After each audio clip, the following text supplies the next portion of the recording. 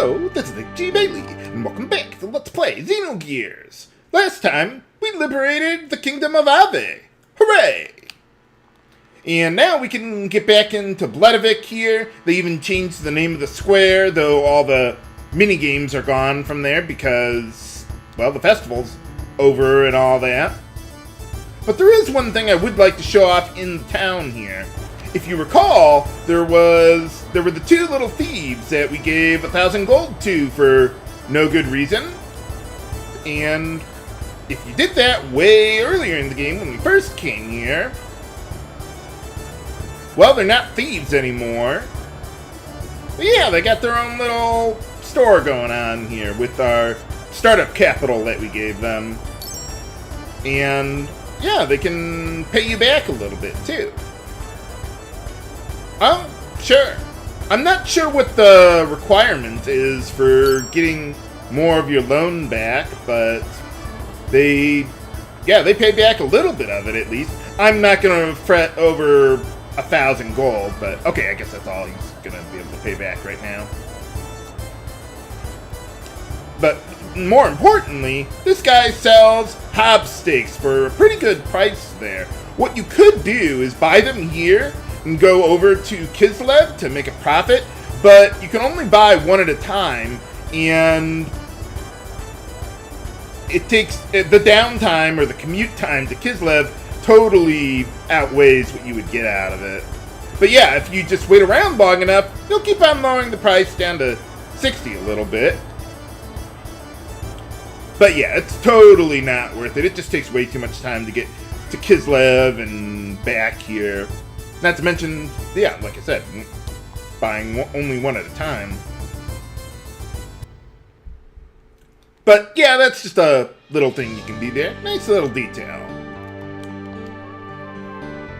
Oh, you know, I don't know if this matters, but I'm going to go to the bridge. Someone was saying, H.C. Bailey, there's a bug or something with gears with their ether amplification stat. They were saying that the game doesn't load that stat properly upon loading a file. So to correct it, they were saying you had to go into your menu and look at that, and then it loads those stats properly or something like that. Reminds me of a similar bug in Final Fantasy Adventure. But yeah, there it is. I've also rearranged my party, as I have listed in the video description there. We're not going to be able to use Citan or Billy for this upcoming sequence, so I didn't bother with that. Now, the first thing we have to do to take down that gate is go to Babel Tower and get that mirror all set up there. Man, that really is all the way on the other side of the world. Holy cow! Are we going to have to start from the very bottom and climb our way up? No! Thank God for once. Yeah, when you got an airship, you can just land right at the top! What a concept! Instead of making you climb all the way up for some godforsaken reason. But actually, probably the reason they did that was just to avoid having to redo it. But also because, yeah, Ramses blew out the train track there earlier, so we couldn't come up here the way we did before anyway.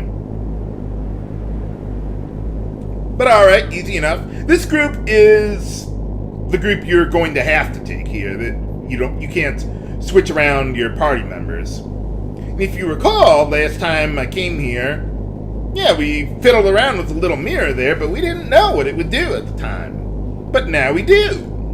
Hooray! Citan is in his gear, but we're not going to be using him in his gear. I don't even think you can get into random encounters during this part, or if you can, you gotta walk around back and forth a lot. I've never personally noticed that, but yeah, I don't think I've ever gotten into a random battle during this part of the story. And you can't even go back in the door over here. Nuts. I would think if a door were rusted, though, it would be relatively weak. I mean, isn't that what it does to metal? I don't know. I'm an engineer, not a chemist, Major. But alright, so we drop those guys off over there, and then we're going to have to head over to Fort Jasper with the other group.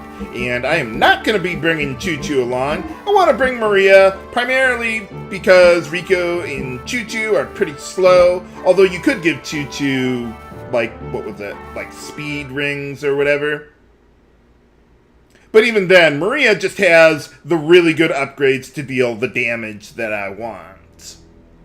So Bart is mandatory for that party, but the other party member you can choose whoever you want other than Citan or Billy there. So just like before, get out of our gears, go into this little room over here, and fiddle around with random buttons until we find out which one does what we want it to do. Sounds like a plan. No, not really. We'll probably all die from the laser blast if they hit the wrong spot. We must succeed. Well, what do you mean you're counting on us?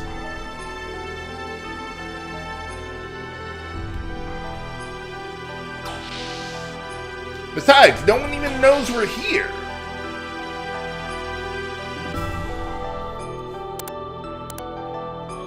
I gotta love those computer screens that you can just stand on. They like touchscreen controls or something?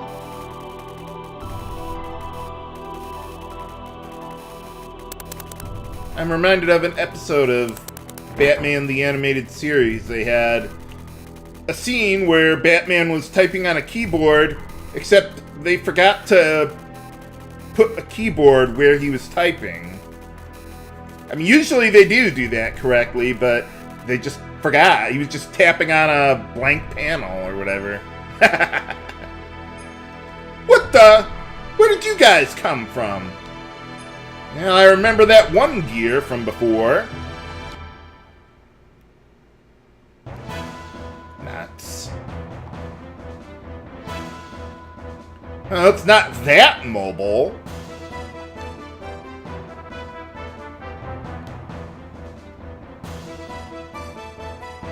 Well, that would be the general idea.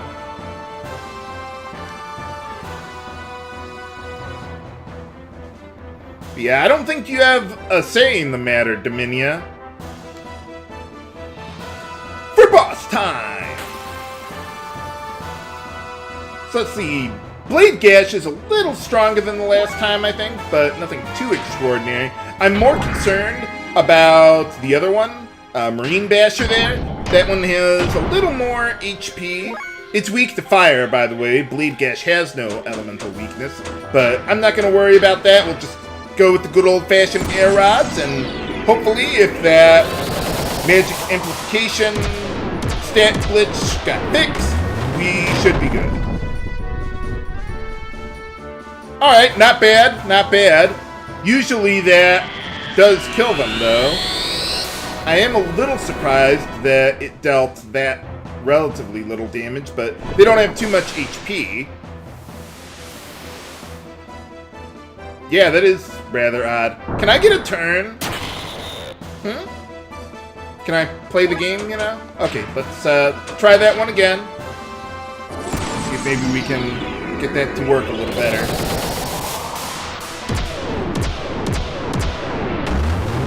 Yeah, Blade Gash has 4,000 HP, and Marine Basher has 5,000. By the way, when you see that total damage, that's not the total damage of the two gears combined that she hit there. That's just the damage for one of them. I don't know what the odds are of that, or how they figure that, one gear or the other. But yeah, with this part, let's see, Blade Gash always drops an EP drive, and Marine Basher has a 50-50 chance of dropping an Ether Defense drive. But I wouldn't go too far out of my way for those. I mean, they do sell for good money, but we can't save between fights, so we'll just do the best we can and hope that that works. I wonder if maybe I would have had to, open my menu after my party got reformed or something. Yeah, that Arod seemed quite a bit weaker still. I mean, it wasn't pitifully weak, but not worth resetting for. Well, what are you doing there? I wonder if I could have actually gone into that room. I would think so. It's somewhere around Fort Jasper. But I just thought all the other bays were empty, at least from what I saw going over there. Nuts.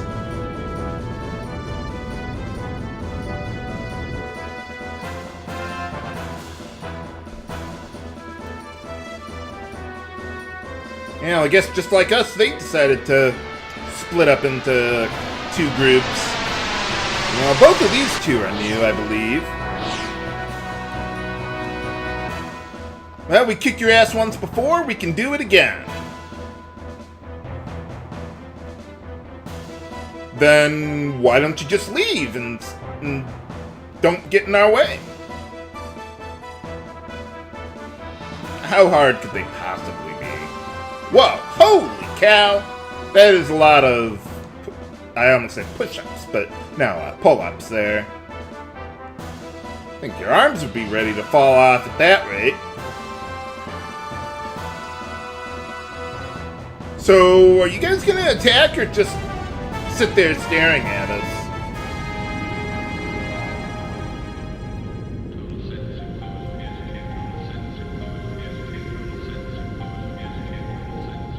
Oh, am I actually gonna get a chance to enter my menu?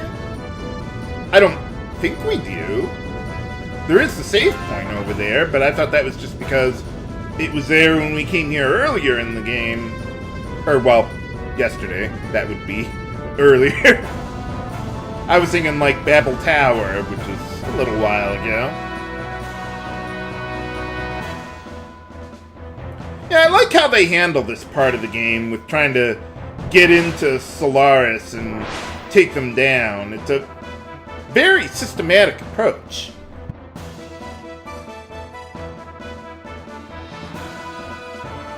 I mean, you're not just gonna take down an empire by killing the big bad and hope everything else just goes away magically. No, it doesn't work that way. Gotta take out their support on the ground, build up our forces, and then we can try to attack the gates and get into Solaris. For boss time against Talon, or, well, their gears, Grand Growl and Seibzehn.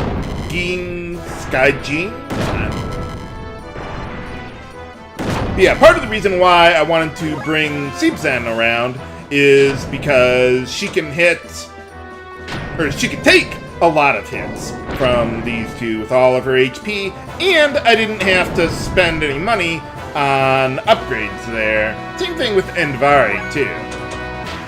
But alright, let's get the Graviton Cannon, or Gravity Cannon, or whatever it is. Graviton Cannon just sounds cooler. But yeah, that's part of the reason why Elly dealt less damage with air rods, even though she has a naturally higher ether stat and ether amplifications. Well, no, she has a little less on ether amplification, but the base power of air rods is stronger than the Graviton Cannon there. But I gave the EtherDoubler to Maria,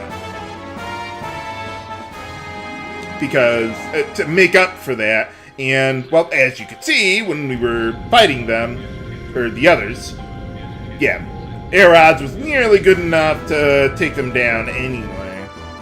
By the way, Grand Growl, the one on the ground, is weak to water, and Seibzehn was weak to earth, if that ever became relevant, although I don't think we could hit that elemental damage. Doesn't Bart have an ability that hits for a little earth damage, but it's like really super weak or something? I would never use it, but okay. And those gears that we were fighting, they would have elemental attacks and stuff if they actually bothered to use them. Nuts!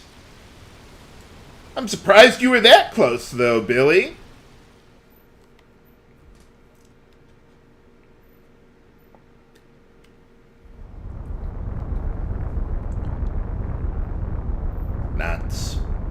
Well, hopefully Shivat wasn't in the area. What do you mean? They barely touched us. No pressure or anything. Just the fate of the world hangs on your shoulders.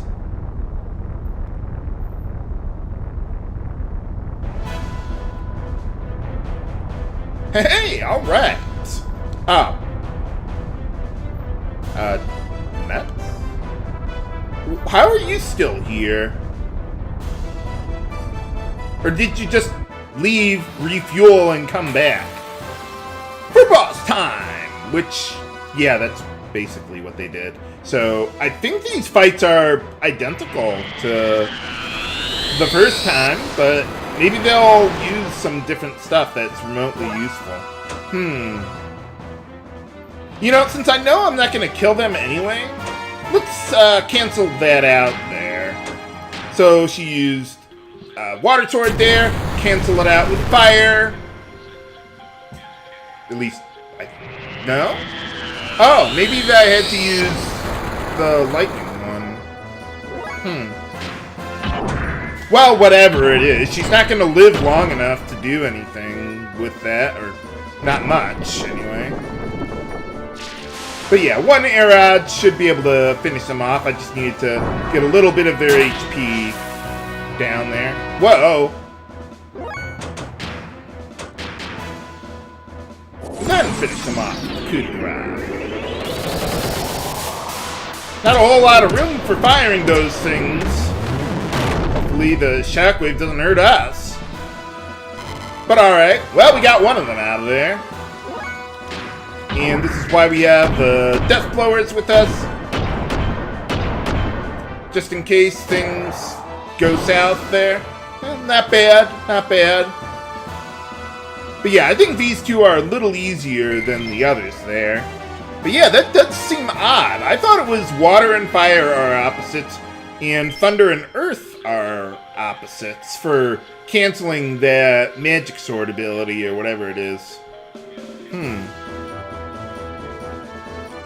Well, not really a big deal anyway.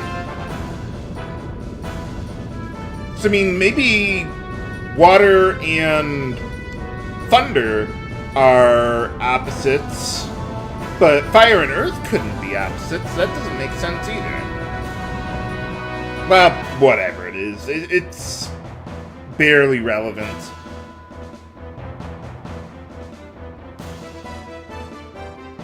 Nuts.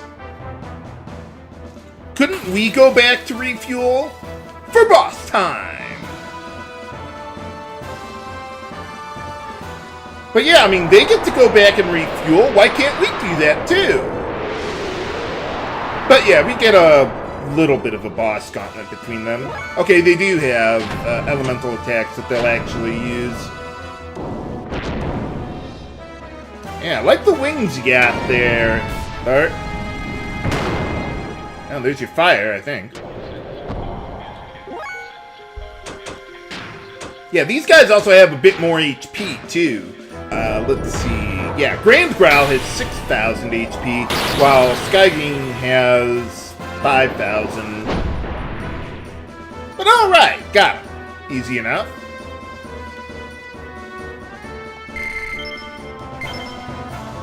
And let's see, I think I only missed 2 out of 8 drives there. Not bad, not bad. What do you mean, go? What, are you talking to the cannon, or what? Did it work?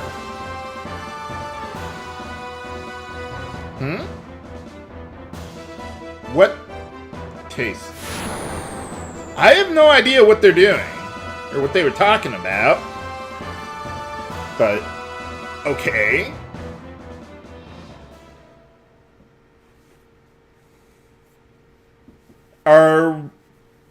We did fire, didn't we? Too bad I couldn't do a cliffhanger here. Oh well. Can we hit the mark? Okay, we got that.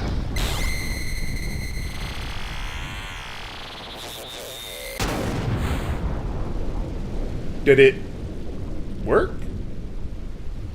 I guess it did.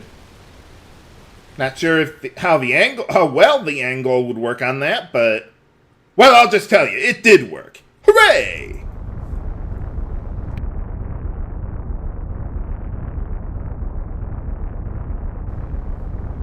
Well, that was easy.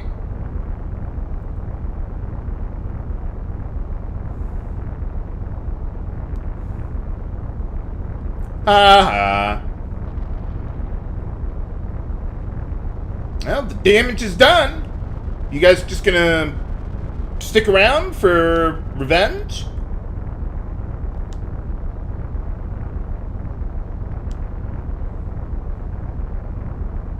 Well, then don't.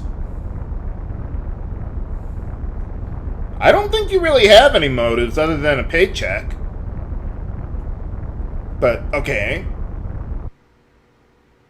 Really, among the elements, the only one who gets any amount of character development is Dominia anyway. I don't really think much of the other three.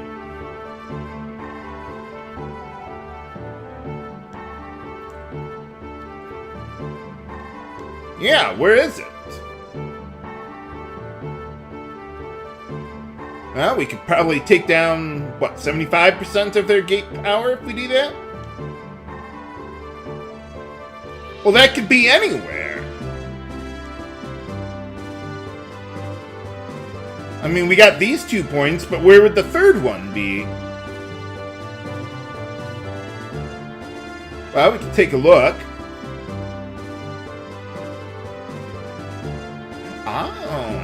Looks like there's a little bit more land there than we see ourselves. Like there's a continent on the lower right there. I think that's where Elru was, but it's not like a real plot point or anything. And there's like a little ice continent on the northwest part, but that's not there either if we go exploring there now. I don't know why that's different. But I would imagine that the reason is probably a spoiler or something. Oh, okay. So it's got to be an equilateral triangle is what I'm guessing.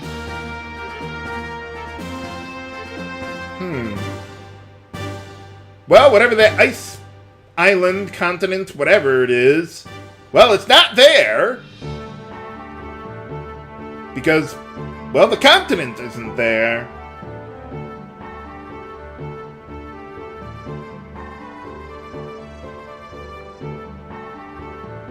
Sure, we could split up our party just like we did the last time.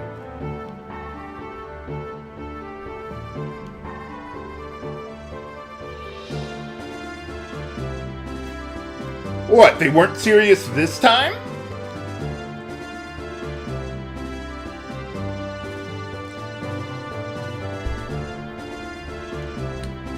It does seem odd how easily we're dealing with Solaris in general, though. I mean, you'd think they would have a total advantage over us in technology.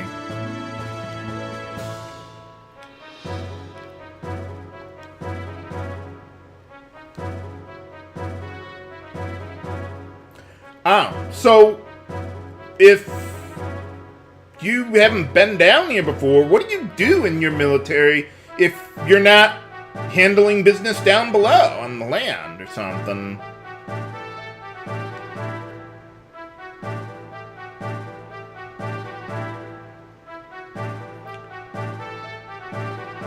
I mean, I guess you gotta, control your own people, but I would think you wouldn't have a whole lot of business in Solaris itself.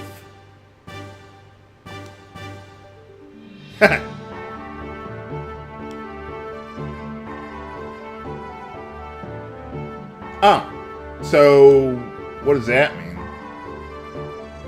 Oh, right. Oh, okay.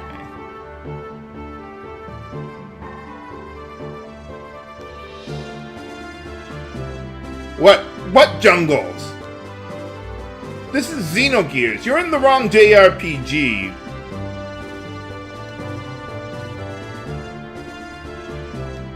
Well, both points are surrounded by the ocean.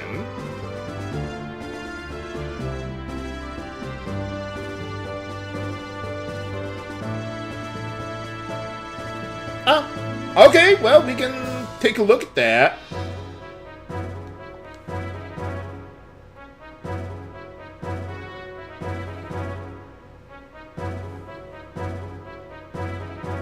Sounds like a plan. Let's go.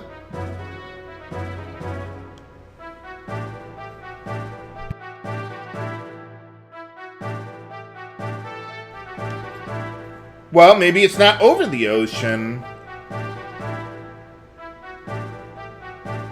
Okay, so we got a submarine.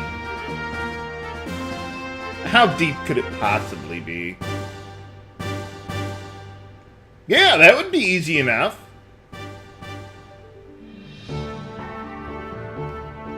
I have no idea what that means, but okay. Bathyscape, whatever that is, I don't know. Oh, nuts.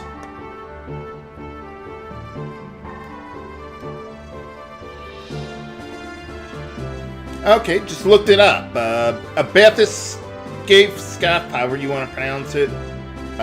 Yeah, basically just a submarine for really deep sea exploration.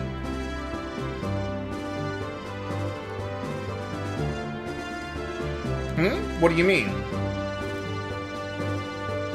Oh, yeah. They do salvage, or they have done salvage work. So, yeah, maybe they got some stuff that could help us out.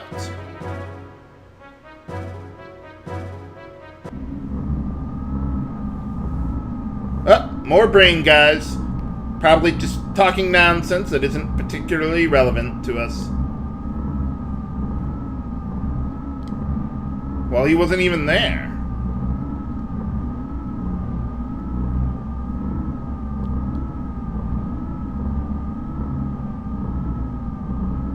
And there goes that Animus stuff again.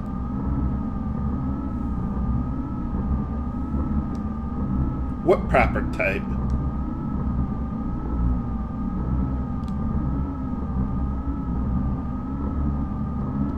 Well, aren't you kind of in charge? I mean, we're gonna probably try to kill you.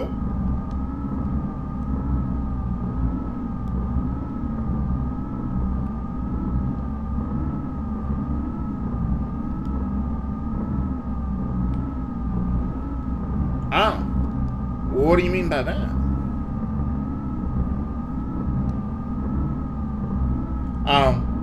Yeah, I suppose.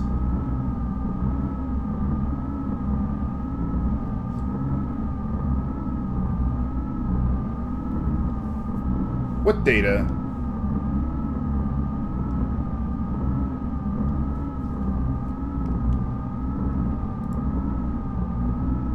Oh, really?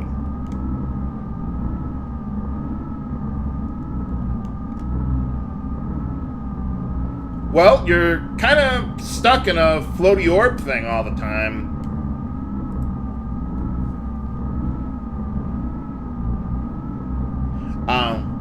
Yeah, that would make sense. What's an anti-type? Antichrist?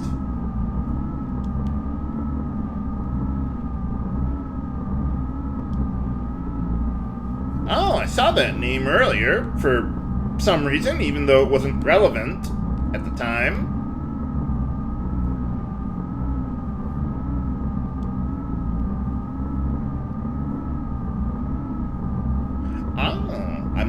Not really sure what a contact or antitype is, but we'll just go with that for now. What is it, like, what was that thing? Arbiter of Time? No, that's another game, viewers.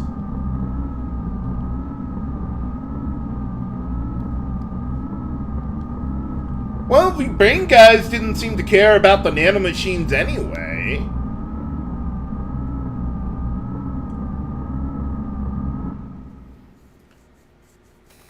But yeah, I wonder who they're talking about with this contact or anti-type thing. It's probably not important. I wouldn't worry about it. But can we really find the third gate deep under the sea? Find out next time on Let's Play Xenogears. This is H.C. Bailey, signing off. Have a good day!